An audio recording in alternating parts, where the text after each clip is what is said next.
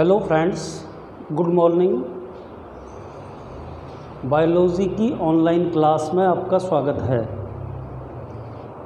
तो देखो बेटा, अपने फिजियोलॉजी चल रही है, प्लांट फिजियोलॉजी, और इसके अंदर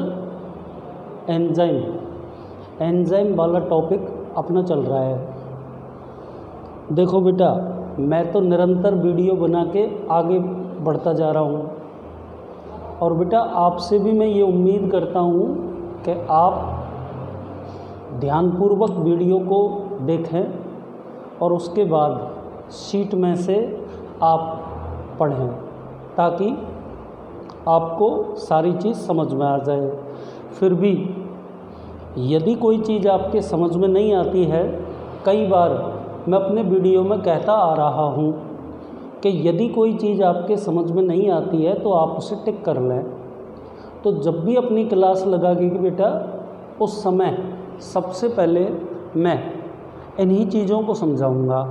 जब अपने ये प्लांट फिजियोलॉजी पूरी हो जाएगी, उसके बाद देखेंगे या तो मनुष्य शुरू कर दूंगा, ठीक है, या फिर जेनेटिक्स स्टार्ट कर देंगे। अब ये जो अपना पार्ट एंजाइम वाला चल रहा है, ये शायद आज और कल में ख़त्म कर देंगे अपन, ठीक है। तो देखो, एंजाइम के नामकरण की पद्धति चल रही है, और एंजाइमों के नामकरण की पद्धति में 2 पॉइंट्स आपको कल मैं बता चुका हूँ। फिर भी ये कहानी यानी कि एंजाइमों की नामकरण पद्धति आज अपन फिर से स्टार्ट कर रहे हैं, ठीक है। तो ध्यान से देखना। फर्स्ट पॉइंट में मैं क्या लिखूंगा बेटा, यूक्लॉक्स के अनुसार, ये वैज्ञानिक का नाम है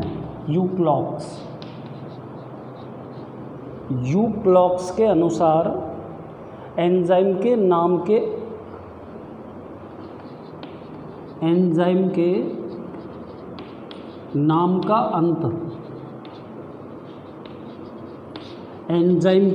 का अंत एज प्रत्यय लगाकर किया जाता है।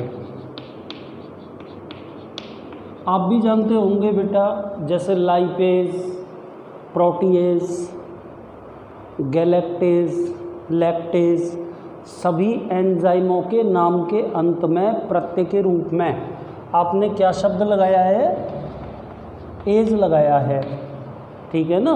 इस एज का मतलब उम्र मत समझना, ये एक वर्ड है। आगे चलिए। एंजाइमों के नामकरण की 2 प्रचलित पद्धतियां हैं। एंजाइमों के नामकरण की 2 प्रचलित पद्धतियां हैं। तो बेटा सबसे पहले तो बोर्ड पे मैंने ये लिखा है, क्या लिखा है मैं बोलता हूँ। यूक्लॉक्स के अनुसार एंजाइम के नाम का अंत एज प्रत्यय लगाकर किया जाता है। आपको मैंने उदाहरण भी बता दिए। एंजाइमों के नामकरण की 2 प्रचलित पद्धतियां हैं। तो बेटा अब अपन उन प्रचलित पद्धतियों के बारे में एक एक करके पढ़ेंगे, ठीक है ना। तो देखो, फर्स्ट क्या है, क्रियाधार के आधार पर। पहली प्रचलित पद्धति क्या है बेटा, क्रियाधार के आधार पर। अब इसमें अपन को क्या लिखना है, वो आपके सामने मैं बोर्ड पे लिख रहा हूँ। इस पद्धति के अनुसार क्रियाधार के नाम के अंत में, इस पद्धति के अनुसार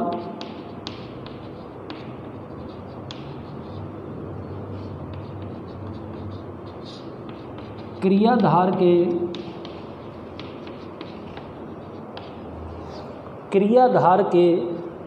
नाम के अंत में एज शब्द जोड़कर एज शब्द जोड़कर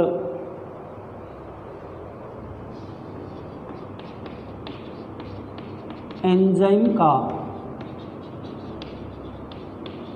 नामकरण किया जाता है।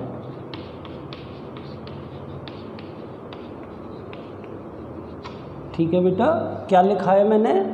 हेडिंग नंबर पहला, क्रियाधार के आधार पर।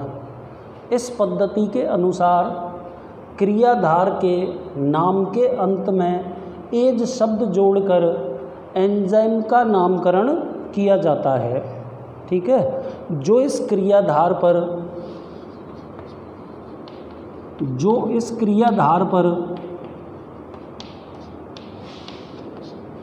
क्रिया करता है। फॉर एग्जाम्पल बेटा, जैसे मान लो ये क्रियाधार है माल्टोज। क्या है बेटा? ये क्रियाधार। तो इस क्रियाधार के नाम के आधार पर एंजाइम का नाम हो जाएगा माल्टेज। क्या नाम हो जाएगा एंजाइम का? माल्टेज। ऐसे ही बेटा एंजाइम का नाम है लाइपेज, और ये जो लाइपेज नाम दिया गया बेटा, ये क्रियाधार लिपिड के कारण दिया गया। मतलब माल्टेज नामक एंजाइम माल्टोज नामक क्रियाधार पर क्रिया करता है, लाइपेज नामक एंजाइम लिपिड नामक क्रियाधार के ऊपर क्रिया करता है। तो पहली प्रचलित पद्धति एंजाइमों के नामकरण की ये हो गई कि इस पद्धति के अंतर्गत एंजाइम का नामकरण क्रियाधार पदार्थ के अंत में एज शब्द लगाकर किया जाता है। ठीक है, अब अपन दूसरी पद्धति पढ़ते हैं, और दूसरी पद्धति रासायनिक क्रिया के आधार पर। हेडिंग नंबर दूसरा, रासायनिक क्रिया के आधार पर। तो इसमें अपन क्या पढ़ने वाले हैं बेटा? ये हेडिंग नंबर दूसरा हो गया। इसमें अपन ये पढ़ने वाले हैं कि कुछ एंजाइमों का नामकरण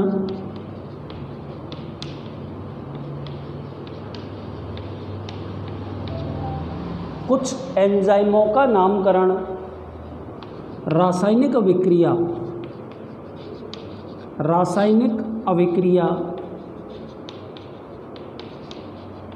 जिसे वो उत्प्रेरित करते हैं,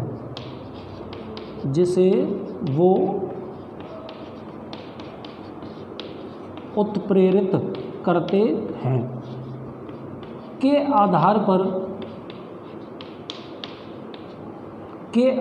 पर किया जाता है। तो मेरे हिसाब से आप समझ गए होंगे। क्या लिखा है बेटा मैंने बोर्ड पे? मैंने ये लिखा है बेटा कि कुछ एंजाइमों का नामकरण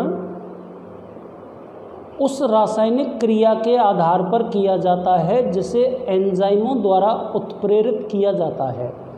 और बेटा कल भी आपको मैं बता चुका हूँ और आज फिर कह देता हूँ, इसके अंदर कौन कौन से एंजाइम आते हैं। जैसे देखो बेटा, एक एंजाइम तो आ गया हाइड्रोलेज, दूसरा एंजाइम आप लिख दीजिए ऑक्सीडेज,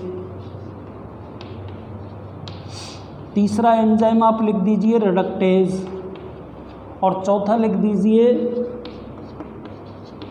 ऑक्सीडो रिडक्टेज।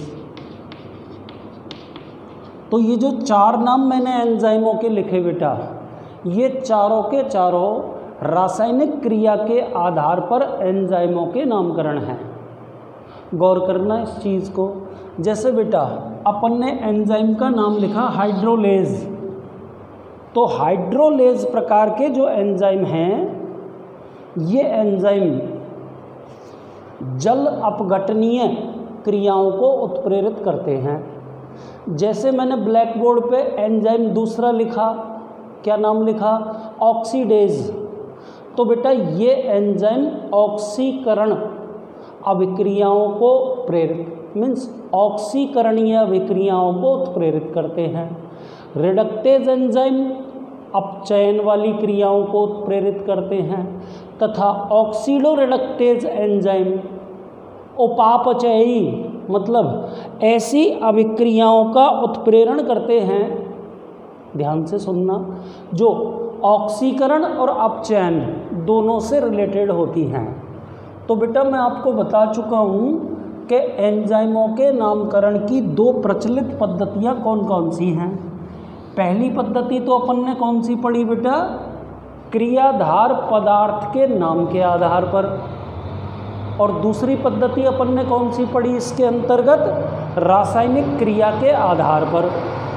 ठीक है, अब इसी में अपन कुछ पॉइंट्स पढ़ेंगे, जैसे कि मैं पहला पॉइंट बोल रहा हूँ, ठीक है, ध्यान से देखना क्या लिखेंगे इसमें। कई एंजाइमों का नामकरण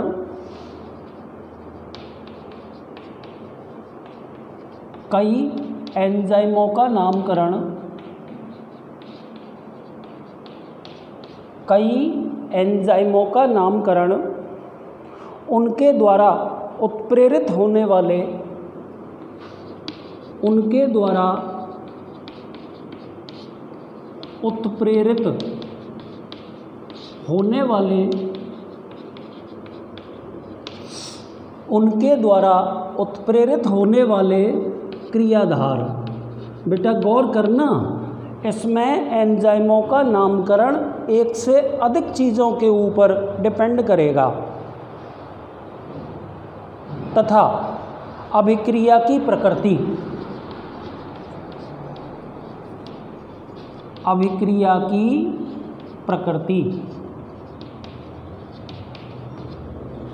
दोनों के आधार पर किया जाता है।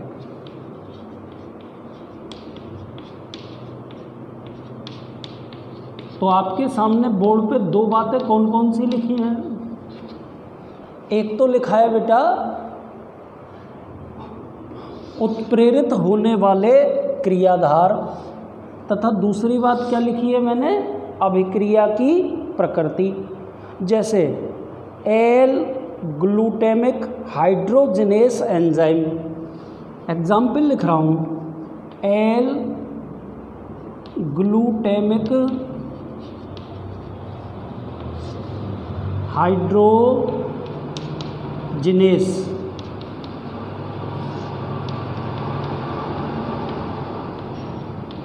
ये बेटा एंजाइम का नाम हो गया। क्या नाम लिखा है आपके सामने ब्लैक बोर्ड पे एंजाइम का, एल ग्लूटेमिक हाइड्रोजिनेस एंजाइम, ठीक है ना। अब देखो इसके बारे में सुनो कि ये जो एंजाइम है ना, एल ग्लूटेमिक अम्ल, इस क्रियाधार पर तो क्रिया करता है, क्रियाधार पर क्रिया करता है। और बेटा किस प्रकार की क्रिया है ये, विहाइड्रोजनीकरण है।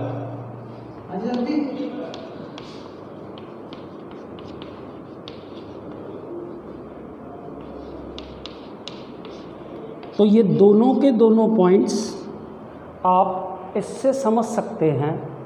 तो ध्यानपूर्वक देखना बेटा, क्या कह रहा हूँ मैं, देखिए मैं ये कह रहा हूँ बेटा कि कई एंजाइमों का नामकरण उनके द्वारा उत्प्रेरित होने वाले क्रियाधार तथा अभिक्रिया की प्रकृति पर डिपेंड करता है, अभिक्रिया की प्रकृति पर डिपेंड करता है।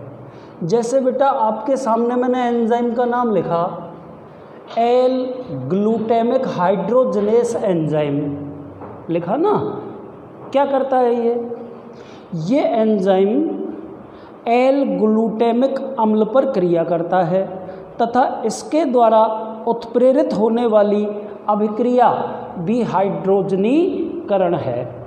तो एक बार जो मैंने बोर्ड पे लिखा है इसको पढ़िए।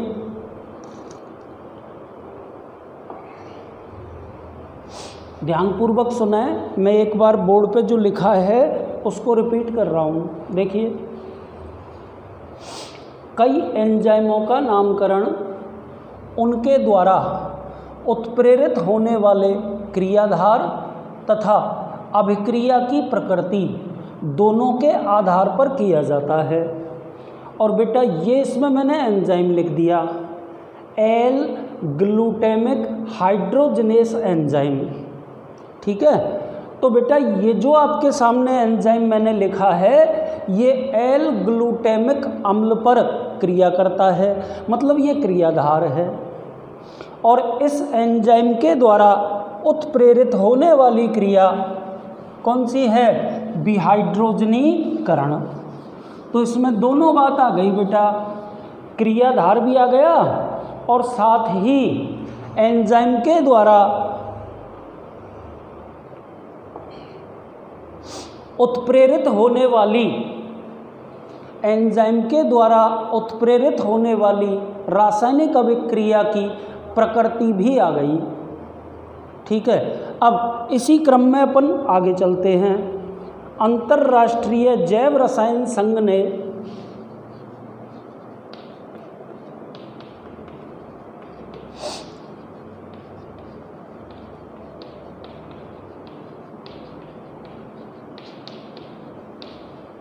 इम्पोर्टेंट बेटा, अंतर्राष्ट्रीय जैव रसायन संघ ने 1955 में एंजाइम के नामकरण की 1955 में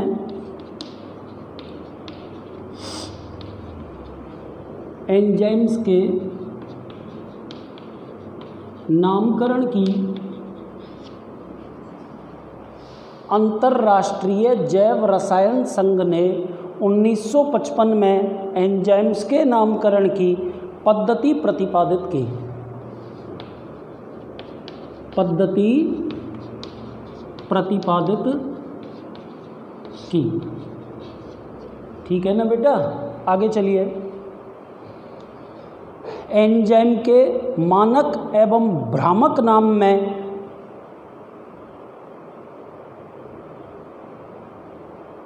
एंजाइम के मानक एवं क्रमबद्ध नाम में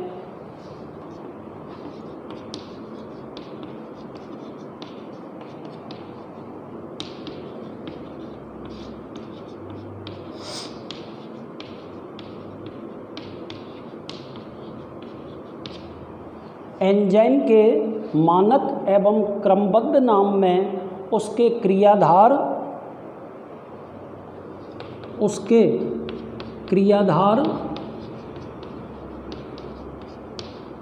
अभिक्रिया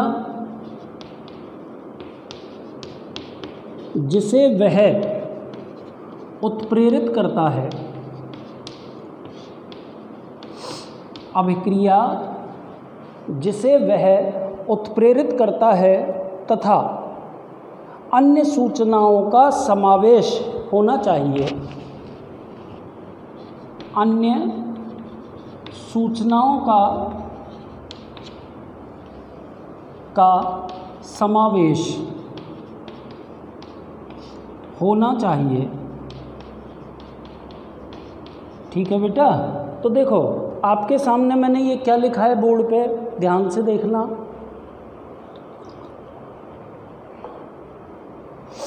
अंतर्राष्ट्रीय जैव रसायन संघ ने 1955 में एंजाइम्स के नामकरण की पद्धति प्रतिपादित की।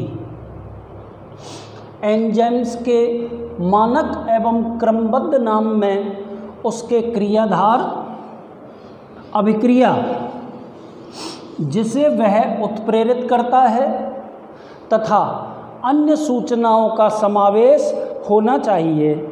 अब बेटा जैसे मैं आपके सामने एक एंजाइम लिख रहा हूँ, एग्जाम्पल हेक्सोकाइनेज, ये एंजाइम का नाम हो गया, का मानक नाम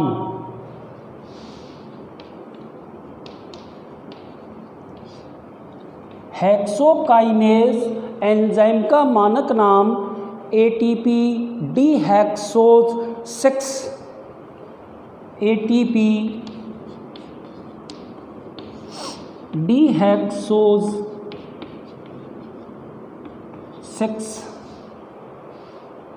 फॉस्फोट्रांसफरेज है, फॉस्फोट्रांसफरेज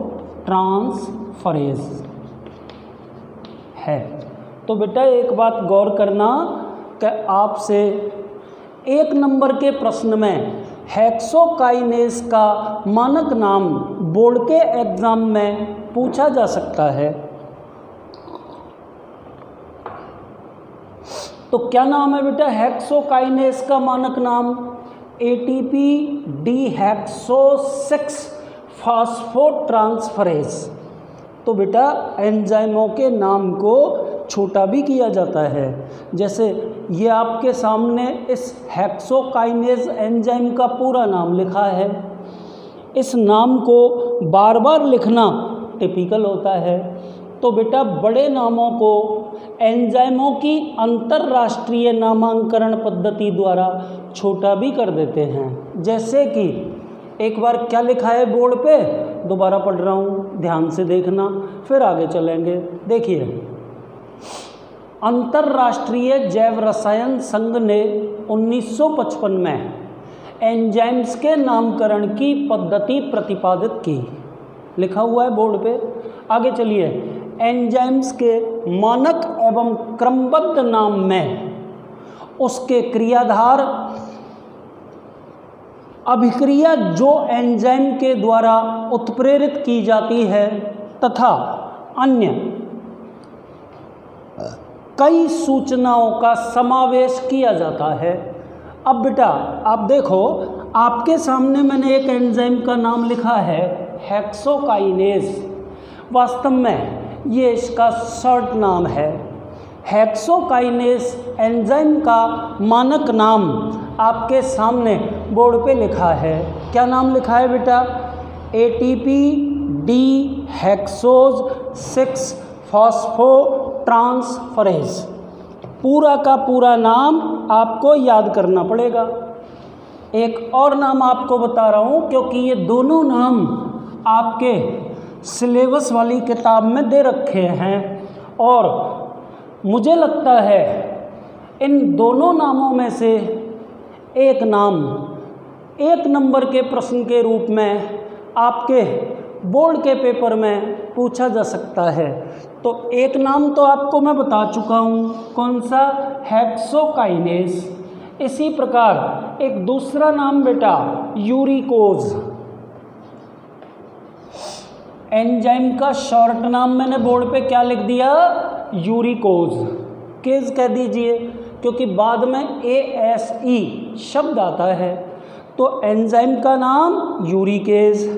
urate O2 oxido reductase, urate O2 oxido reductase, ये बेटा यूरिकेज का मानक नाम है। तो आप पक्का मान लें इन दोनों में से बोर्ड के एग्ज़ाम में 1 नंबर का एक प्रश्न आएगा। ठीक है बेटा। और इसके बाद में अपन को एक लास्ट पैराग्राफ पढ़ना है और उस पैराग्राफ के साथ में एंजाइमों के नामकरण की पद्धति खत्म हो जाएगी बेटा। ठीक है। तो ये एक बार बोर्ड पे लिखे हुए हैं, ध्यान से दोनों नामों को सुन लीजिए, फिर मैं ये मिटा दूंगा। हेक्सोकाइनेज का मानक नाम ATP डिहेक्सोज-6 फॉस्फोट्रांसफरेज। ठीक बेटा। और यूरिकेज नामक एंजाइम का मानक नाम यूरेट O2 ऑक्सीडो रिडक्टेज। तो ये कहानी खत्म हो गई बेटा। आगे चलिए, लास्ट देखिए, कुछ एंजाइमों के मानक नाम अत्यंत जटिल होते हैं। कुछ एंजाइमों के मानक नाम अत्यंत जटिल होते हैं। कुछ एंजाइमों के मानक नाम अत्यंत जटिल होते हैं जिन्हें याद रखना कठिन होता है। जिन्हें याद रखना कठिन होता है। ठीक है बेटा, जटिल नाम है तो याद रखना नेचुरली टिपिकल होगा। इस कारण उनके लिए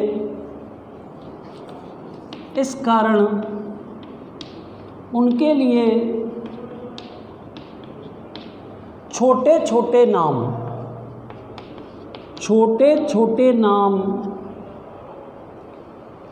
प्रतिपादित किए गए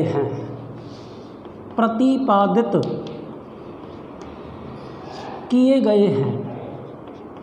और बेटा ये जो छोटे छोटे नाम होते हैं, इन नामों को संस्तुति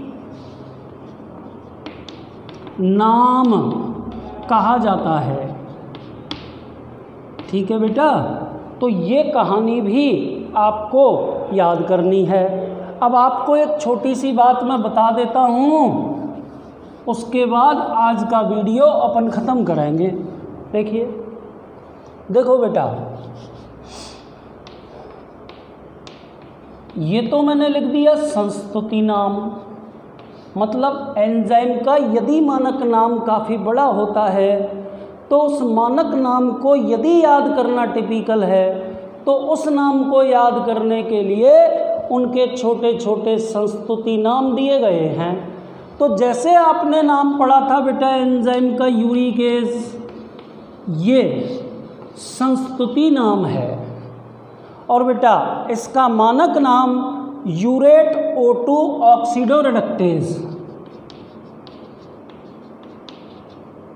यूरेट O2 ऑक्सीडोरेडक्टेज। ठीक बेटा, तो संस्तुति और मानक नाम आपके समझ में आ गए होंगे। एक उदाहरण और आपसे पूछ रहा हूँ या बता ही रहा हूँ, अभी थोड़ी देर पहले आपने एक और एंजाइम पढ़ा था, उस एंजाइम का संस्तुति नाम तो क्या था? हेक्सोकाइनेज था। और बेटा उसका मानक नाम आपने क्या पढ़ा? ATP डी हेक्सोज 6 ट्रांसफरेसेस या ट्रांसफरेज। ठीक है बेटा, फास्फोट्रांसफरेज। तो यहाँ आकर के बेटा एंजाइमों के नामकरण की पद्धति अपन ने ख़त्म कर ली। अब इस पाठ का अंतिम टॉपिक बचा है एंजाइमों का वर्गीकरण, तो वो बेटा अगले वीडियो में अपन समाप्त कर देंगे। ठीक है, तो आज के लिए केवल इतना ही। धन्यवाद।